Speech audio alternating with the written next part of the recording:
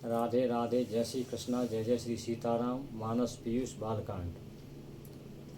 आज बाबा ने सावर मंत्र की व्याख्या की है। सावर मंत्र क्या होता है? कल बिलो की जग हित हर गिरिजा, सावर मंत्र जाल जिन सिरजा। अनमिल आखर यरथन जापू, प्रगट प्रभाव महेश प्रतापू। कलयुग के प्रभाव को कम करने के लिए भगवान शंकर ने सावर मंत्रों की रचना की।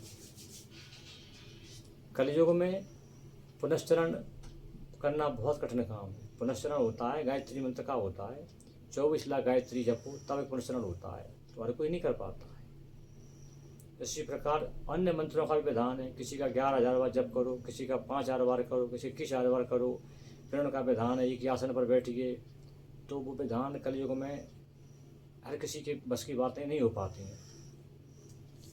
तो बाबा ने सावर मंत्र रचना कर दी। भोले बाबा ने, शंकर जी महाराज ने। सावर मंत्र कैसे हैं? अनमिल आकर अरस न जापू। उनमें शब्दों का कोई मेल नहीं है, उनका अर्थ कुछ निकलता नहीं है, जब उनका हो नहीं सकता है, लेकिन फिर भी उनका फल है, उनका फल फिर भी मिलता है, फलित होते हैं वो। क्यों?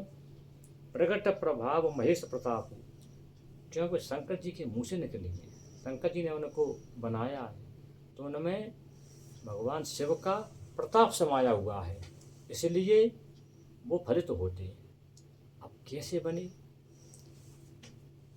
जब भगवान शंकर जी ने देखा कि कलयुग में किसी मंत्रों का जप नहीं हो सकता, आदमी सिद्ध नहीं कर सकता मंत्रों को, तो भोले बाबा और माँ पार्वती भील रूप में प्रकट हो गई। और भील रूप में प्रकट होकर उन्होंने, भोले बाबा ने मंत्रों की रचना की। तो माता ने गणेश जी को ऑर्डर दिया कि पापा जी जो मंत्र बोल रहे हैं उनको फटाफट लिखो। तो गणेश जी लिखने में बहुत होशियार थे, तो शंकर जी जैसे जैसे बोलते गए वो फटाफट लिखते गए। तो उन्होंने लिखने में उनको बंद कर दिया, लेखन बंद कर दिया, लिख दिए। अब वो सावर मंत्र क्यों कहलाए? क्योंकि भीलों को सवर कहा जाता है, सवर। तो सवर भीष्म उन्होंने लिखे तो सावर मंत्र हो गए। तो बाबा कहते हैं कि जब उन सावर मंत्रों का में काव्य की कोई उपमा नहीं है, काव्य के किसी नियम का पालन नहीं है, समास का, अलंकार का, विभक्ति का, भाव का, मात्राओं का, तुकबंदी का कोई उनमें मेल नहीं है, बिल्कुल अनमेल हैं। किसी भी प्रकार की काव्यात्मक उनमें सही दक्षता नहीं है। सुनने में ऐसा लगता है कि क्या है, पढ़ने में लगता है क्या लिखा हुआ है, लेकिन फिर भी उनका प्रभाव पड़ता है।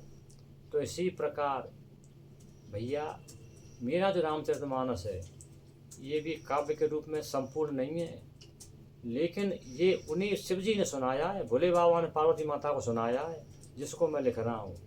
तो इसलिए जे भोले बाबा के मुँह से निकला है जो रामचरितमानस, तो जिस प्रकार सावर मंत्र का एक एक मंत्र फलदायी है, बिना किसी सिद्धि प्राप्त किए, बिना किसी जप के, बिना किसी प्रबंध किए, माने कोई उनका वो नहीं करना पड़ता है कि जी पूजा करो, पूजा तब नहीं, सादा बोल दो फलित हो जाते हैं। इसी प्रकार इस रामचरितमानस की एक एक चौपाई, एक एक दोहा, एक एक सोरठा शिव जी के मुँह से निकला है, तो सावर मंत्र की तरह फलदायी है। आप अंदाज के देख लीजिए और सावर मंत्र आप देखा सुन लीजिए तो कैसा होता है। देखिए देखो बाबा ने बताया दांतों की पीड़ा के लिए, तो बाबा ने क्या लिखा? दांतों पीड़ा के सब भोले बाबा ने क्या लिखा? ओम नमो आदेश गुरु को वन में ब्याई, अंजनी जन जाया हनुमंत, फूनी फुंसी गुमनी ये तीनों बसमंत। ये भोले बाबा ने बोला था। अब बताओ इसका क्या अर्थ है?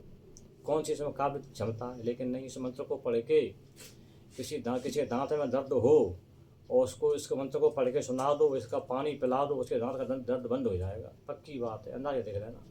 ये फल है सावर मंत्र का।